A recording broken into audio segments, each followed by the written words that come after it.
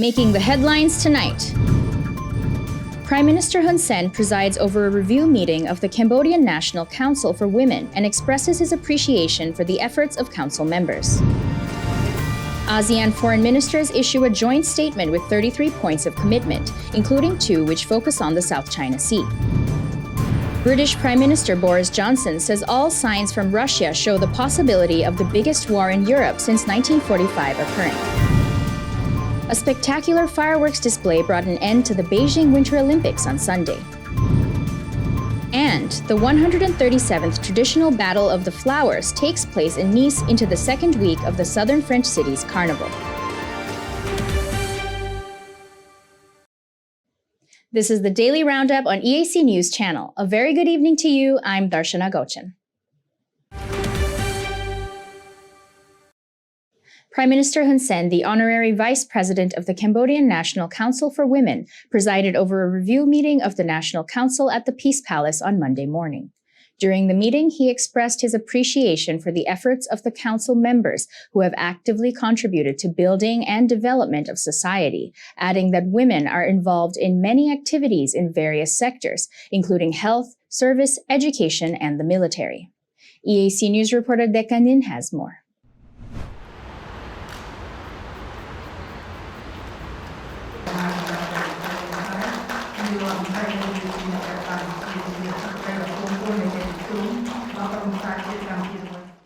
During the meeting, Lady Excellency Chu Bun-eng, the representative of the Minister of Women's Affairs and President of the Cambodian National Council for Women, Ung Kunthapavi, said that capacity development at the national and subnational leadership levels, particularly capacity development for women leaders and female civil servants at the national level, was highly regarded by institutional leaders between 2020 to 2021, wherein 2,235 women out of a total of 3,871 participants attended seminars, training, and skills-building courses both in the country and abroad.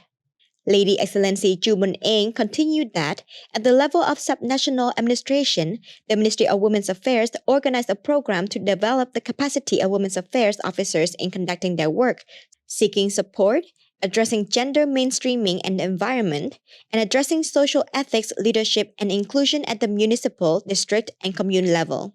She added that the ministry conducted an online course to strengthen the role of women in leadership and the responsibility of the Advisory Committee on Women and Children, with a total of 1,128 participants, in which 840 were women. She further stated that the National Council of Cambodia for Women has coordinated the preparation of the progress report for 2020 to 2021 and the action plan for 2022 with input from ministries, institutions, authorities at all levels, and recommendation from the Gender Technical Working Group, as well as approval from members of the Cambodian National Council for Women. The 2020-2021 performance report identifies the progress, new challenges, and remaining issues that still need to be worked on in the context of COVID-19, to rehabilitate and promote inclusive development by continuing to implement specific policy measures, programs, and activities with the overarching goal of promoting gender equality and empowerment of women for inclusive and sustainable development. On behalf of the National Council for Women, Lady Excellency Chu Bun-eng expressed her deep gratitude to Prime Minister Hun Sen for giving high priority to promoting gender equality and the status of women in all fields and at all levels through the implementation of laws, policies, and measures and national and subnational mechanisms. She further thanks the Prime Minister for always providing full support, both in spirit and budget, to the activities of the National Council of Cambodia for Women to achieve proud progress under national peace. Since 2006, the leadership of Cambodian National Council for Women has held a regular annual meeting under the chairmanship of Prime Minister Hun Sen. The meetings are held to monitor the activities and implementation of recommendations by the National Council, which contributes to the royal government's ongoing work to promote rights, freedoms, and giving special roles and status to participate in the priorities of women's affairs. Dekanin, EAC News.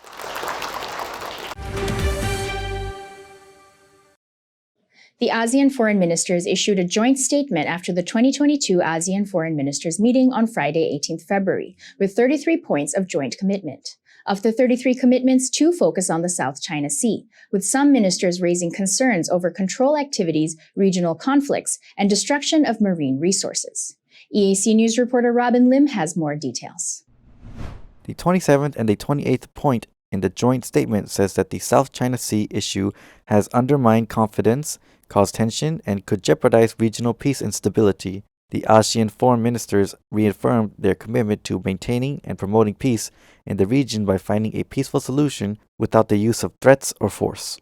The 9 foreign ministers also stressed the importance of implementing confidence-building and safeguarding measures while recalling the 2002 Declaration on the Conduct of Parties in the South China Sea and support for the South China Sea Code of Conduct negotiations. Article 28 of the statement says, "We emphasize the need to maintain and promote a conducive environment for COC negotiations, and therefore welcome further practical measures to avoid escalating tensions, risk, danger, misunderstanding, and anything that will affect peace and stability." Previously, in 2002, while Cambodia was chairing the ASEAN-China Summit, it signed the Declaration on the Conduct of Parties in the South China Sea, which set the stage for a formal code of conduct to be followed. The terms of the declaration were established by the signatory countries only, promising to resolve differences peacefully and exercise self-restraint in actions that would complicate or escalate the conflict and jeopardize peace and stability.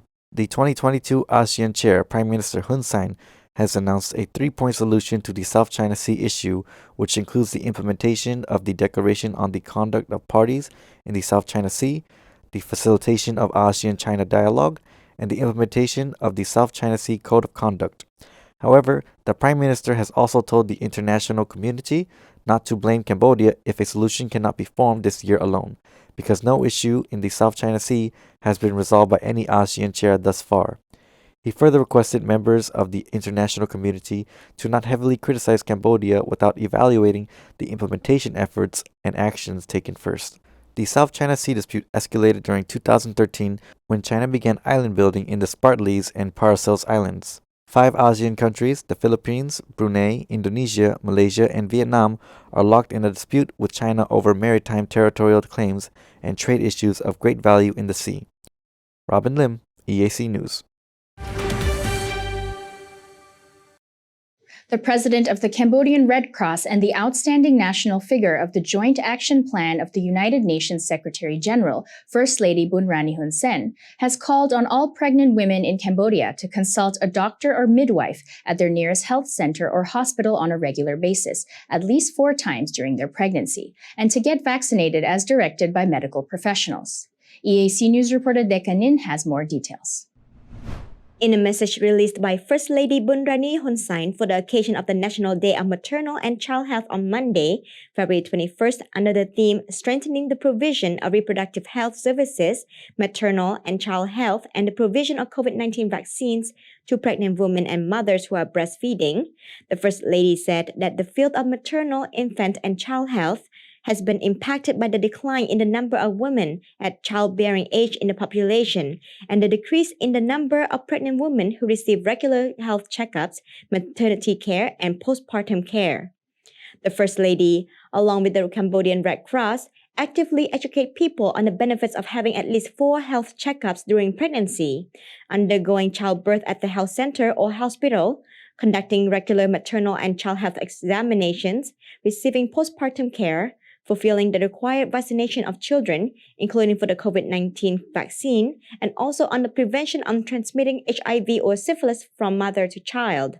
The First Lady encourages all mothers to breastfeed their babies from the time of their birth until they are 6 months old and ready to start taking in other foods. She further calls on mothers to take their babies to the hospital immediately if they show any signs of respiratory infection, diarrhea, or other diseases, to use contraception, and to especially not forget to implement the 3 do's and 3 don'ts COVID-19 prevention measures.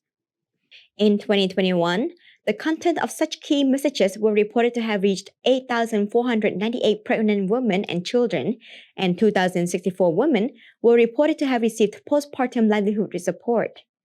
Dekanin, EAC News. The Ministry of Health has issued additional instructions on strengthening the implementation of health measures to combat and prevent the spread of COVID-19, especially within the local community, by encouraging those who have been directly or indirectly in contact with COVID-19 patients to self-isolate, closely monitor their personal health, and undergo rapid tests for early diagnosis and treatment. The ministry also encourages those showing severe symptoms to avoid self-treating at home. EAC News reporter Robin Lim has the details.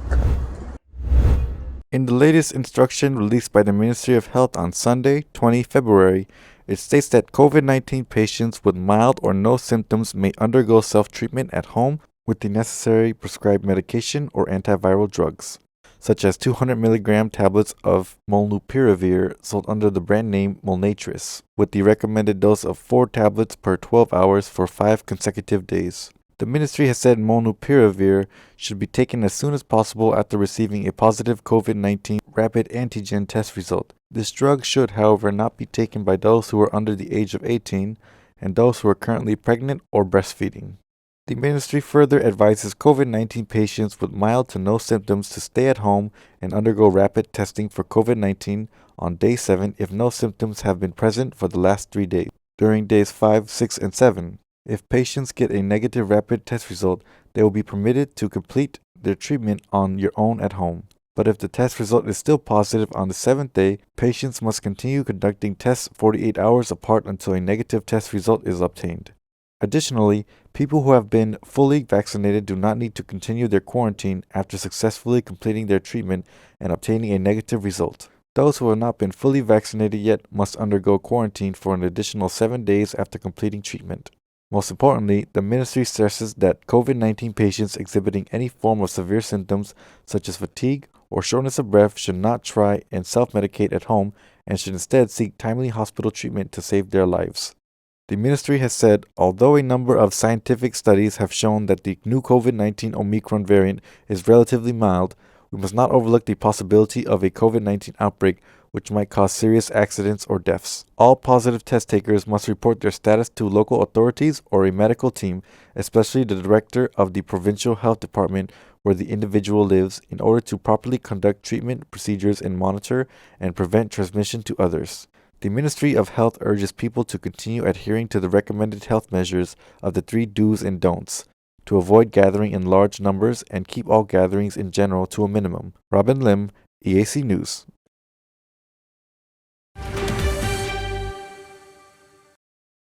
The Ministry of Health has announced that in order to continue promoting the national COVID-19 vaccine campaign, the times you can go and get your vaccine will be extended on weekends and also over the holidays for more convenience. EAC News reporter Anthony Ellis has more. According to the statement issued by the Ministry of Health on Monday, in order to accelerate the rate of COVID-19 vaccination to reach the target goals of each age group as soon as possible, the ministry has sought out cooperation of all parties involved to extend the times people can go and get vaccinated to the weekends and also over the holidays. The ministry hopes that this will increase convenience and also help educate and mobilise people to receive their 3rd dose or booster dose. In addition, for those who are unable to make this trip to vaccine sites for valid reasons, the ministry has stated it will send medical team to local commune to administer the vaccines. The Ministry of Health has appealed to the capital provincial administrators and local authorities at all levels throughout the country to mobilise people to get vaccinated for their 3rd dose or booster dose, as well as those who have not received their 2 base doses, in order to accelerate the rate at which COVID-19 vaccinations are administered to meet the campaign's target goals. The Ministry of Health continues to remind all individuals that even after receiving the COVID-19 vaccine, everyone must continue to implement the 3 do's and 3 don'ts health measures and continue to abide by the guidance of the National Education Campaign under the theme of joint responsibility and prevention of the transmission of COVID-19. Anthony Ellis, EAC News. Cambodia has reported 488 new COVID-19 cases, including 15 which are imported. There have been 305 patient recoveries and 3 new deaths. For the second day now, after a gap of 6 weeks, Cambodia has recorded new deaths from COVID-19. The kingdom recorded 473 new community and 15 new imported cases of the new variant. This means that Cambodia has now recorded 6,536 cases of Omicron, 730 imported, and 5,806 community cases. Cambodia's COVID-19 case tally has now climbed to 126,977. The death toll stands at 3,020. The number of patients treated successfully since the pandemic reached Cambodia is 120,767, and the tally for imported cases has climbed to 20,587. Healthcare workers are currently treating a total of 3,189 patients.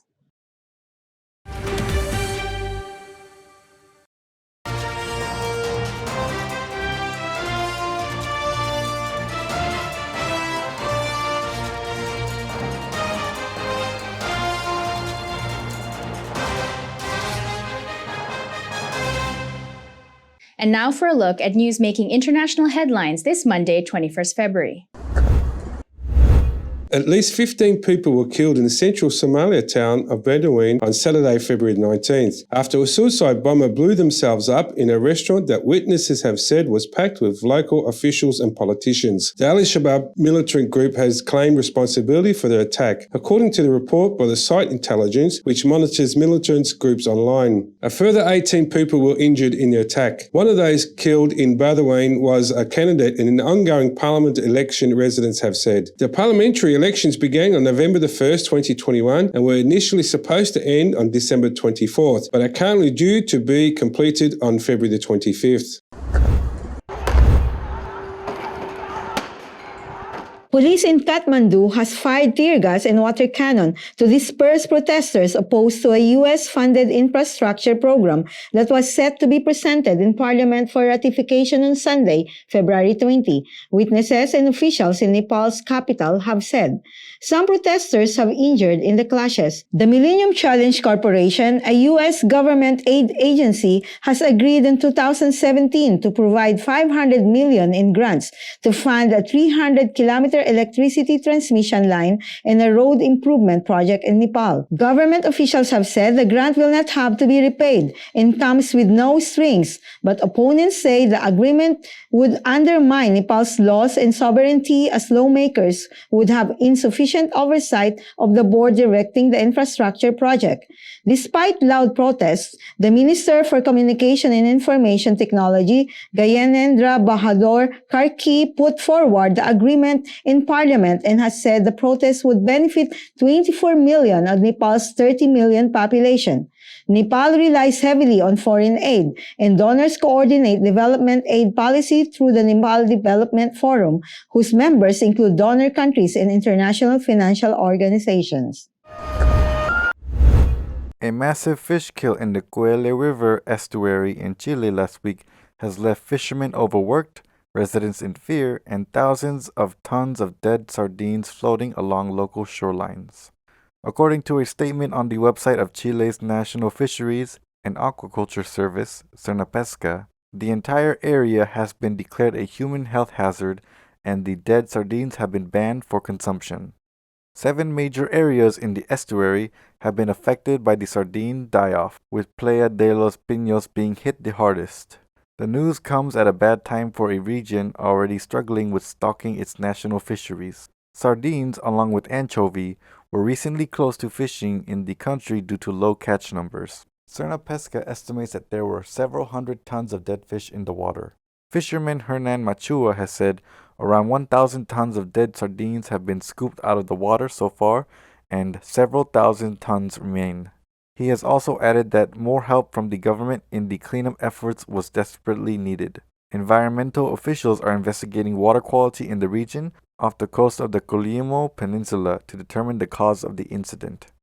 Some locals are pointing to low oxygen levels in deeper waters as the reason for the deaths, with fish having to swim closer to the shore in search of oxygen nutrients.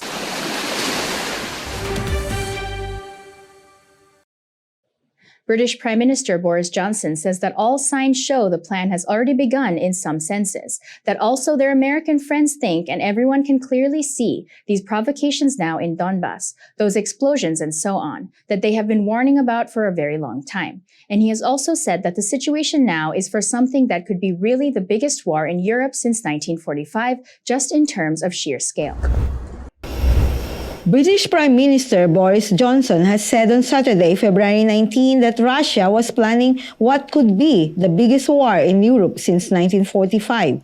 Johnson has also said that sanctions on Russia in the event of an invasion would go much further than previously suggested in public. UK's Prime Minister has also mentioned that the United States and Britain would seek to cut off Russian companies' access to US dollars and British pounds if the Kremlin orders an invasion of Ukraine. Johnson was speaking from Germany, where he is attending the Munich Security Conference. So we have to use the tools that we have. And those tools are economic sanctions against Russia. And the role of the UK has been to make sure that we impose the toughest possible sanctions. And that's what we're going to do, not just hitting the associates of Vladimir Putin, but also all companies, organizations of strategic importance to Russia. We're going to stop Russian companies raising money on UK markets, and we're even with our American friends going to stop them trading in pounds and dollars.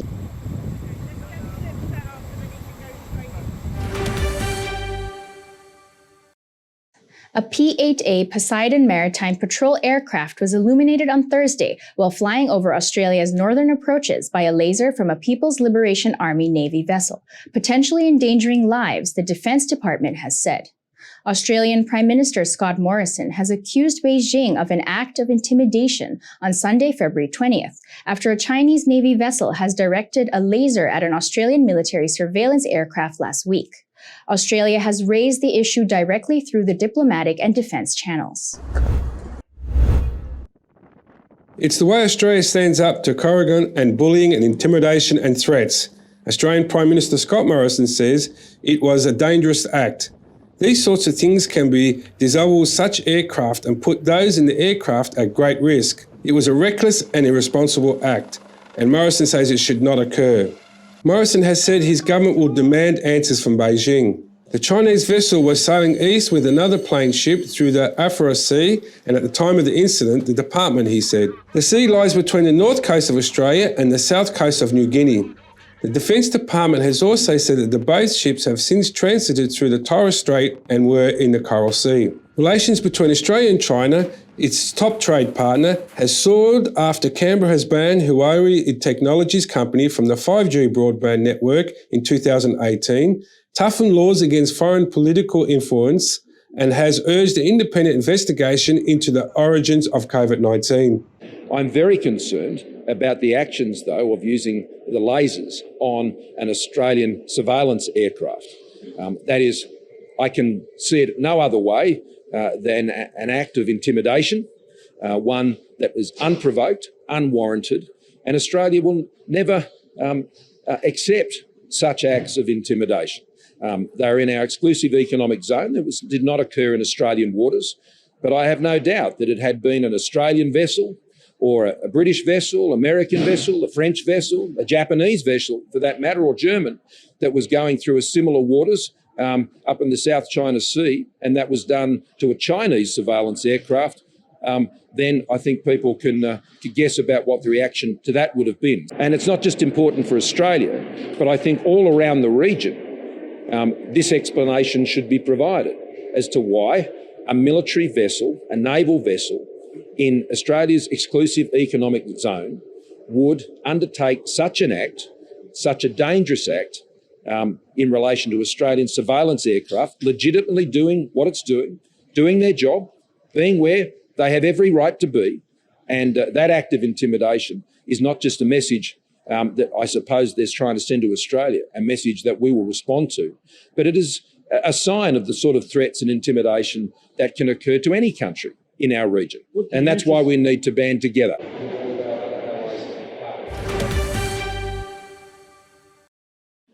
US President Joe Biden and Russian President Vladimir Putin have agreed in principle to a summit over Ukraine, the office of French President Emmanuel Macron has announced on Monday, February 21st, provided Russia does not invade its neighbor.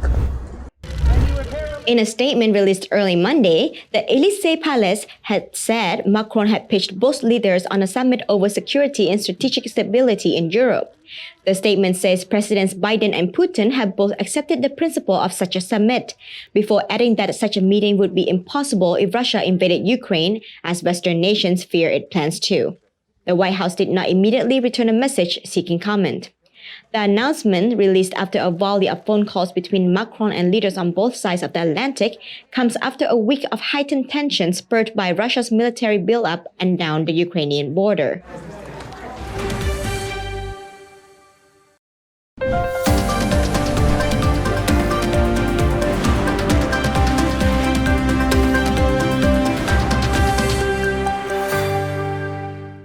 After the break, a look at all the latest sports news.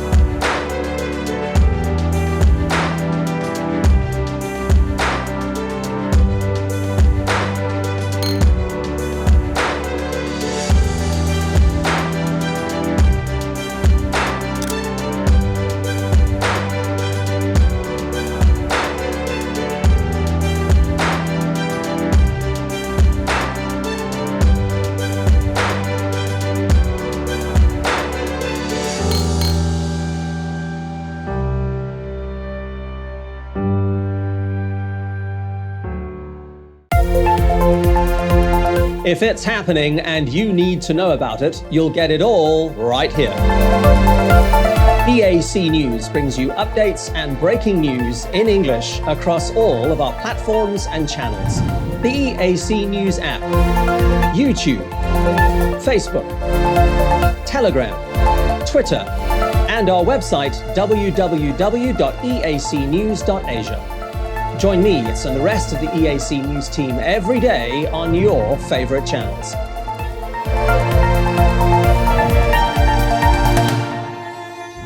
EAC News, Cambodia made clear.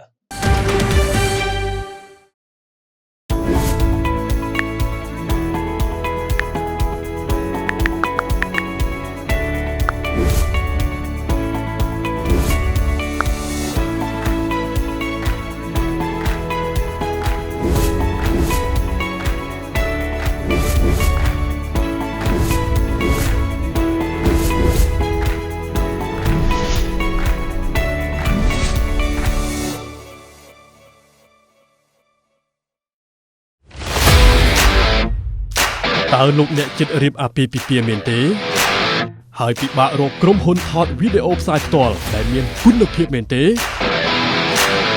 អស់កង្វល់រ៉ាទីកាជាក្រុមហ៊ុនទទួលស្គាល់លំដាប់អន្តរជាតិលើសេវាកម្មថតផ្សាយផ្ទាល់គ្រប់កម្មវិធីកម្រិត 4K ដំបូងបង្អស់នៅកម្ពុជារ៉ាទីកាប្រើប្រាស់ឧបករណ៍ទំនើបម៉ាកល្បីធានាគុណភាពការផលិតតាមបច្ចេកវិទ្យាទាន់សម័យ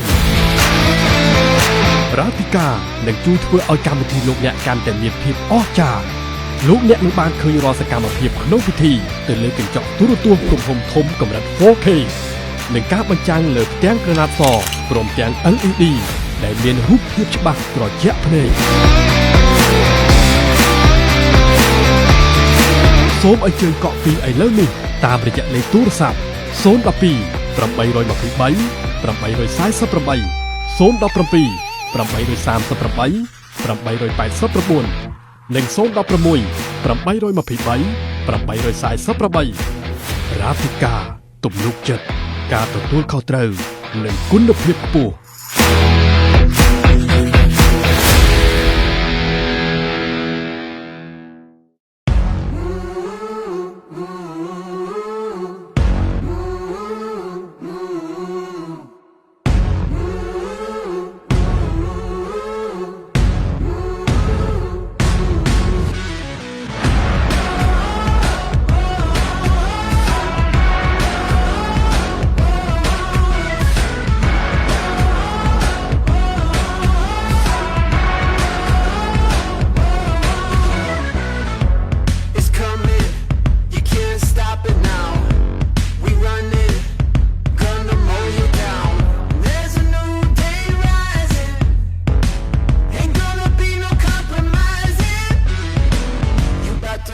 something. You about to see something. It's coming, it's coming. We're unstoppable now. Ain't nothing gonna take us down. We're unstoppable now. Fade to black, take a bow, yeah. We're unstoppable now.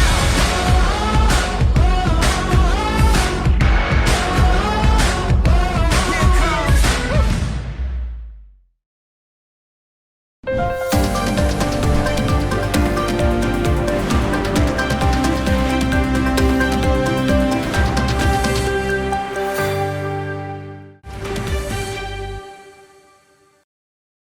Cambodia has placed itself in an uncertain position after suffering a shocking loss to Timor-Leste.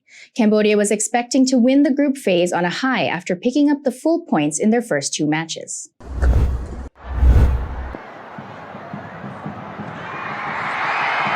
It was not to be when defender Yu Safi headed in an own goal off a rifling shot from Filamengo da Costa in the 18th minute to hand Timor-Leste the victory. Timor-Leste qualified for the knockouts of the ongoing AFF U23 Championship after beating Cambodia 1-0 in their group stage encounter at the Morodok Tekno National Stadium in Phnom Penh, Cambodia. Cambodia threw everything they had at their opponents well into the second half, but the Timor defense held their own as they fended off the onslaught for them to pick up their second full points. It was a very tough and difficult game as compared to our previous matches.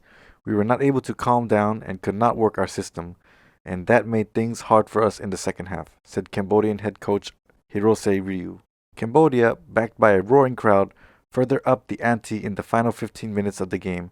Hirose Ryu introduced dependable forward Narong Kakada, Nisokri, and Sam Kim Heng in the mix, but the substitutes failed to have the desired impact.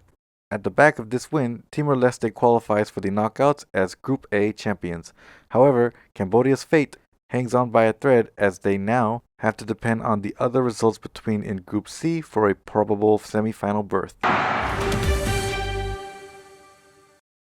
And now for a look at the weather and what you can expect tomorrow.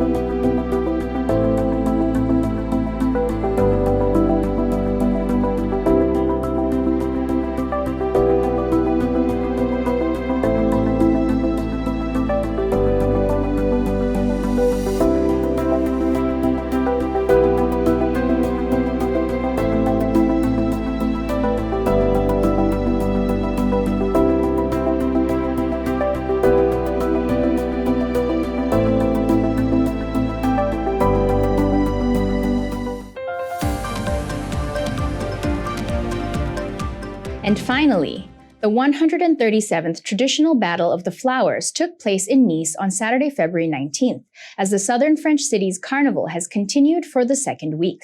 The carnival runs from February 11th to 27th under the theme King of Animals. Performers atop animal-themed floats ridden with flowers have waved bouquets at the crowd and threw flowers at the audience as musicians and dancers flanked them. Around 3,000 flowers have decorated each of the 16 floats in a celebration of the Nice region's horticultural industry. Until a series of health restrictions were lifted on February 2, the number of attendees has been limited to 5,000 seated people, but organizers now expect to welcome an additional 7,000 standing spectators. Every year, the carnival attracts more than 200,000 spectators with its parade and annual Battle of the Flowers. The event has been a fixture of the city on the French Riviera for almost 150 years.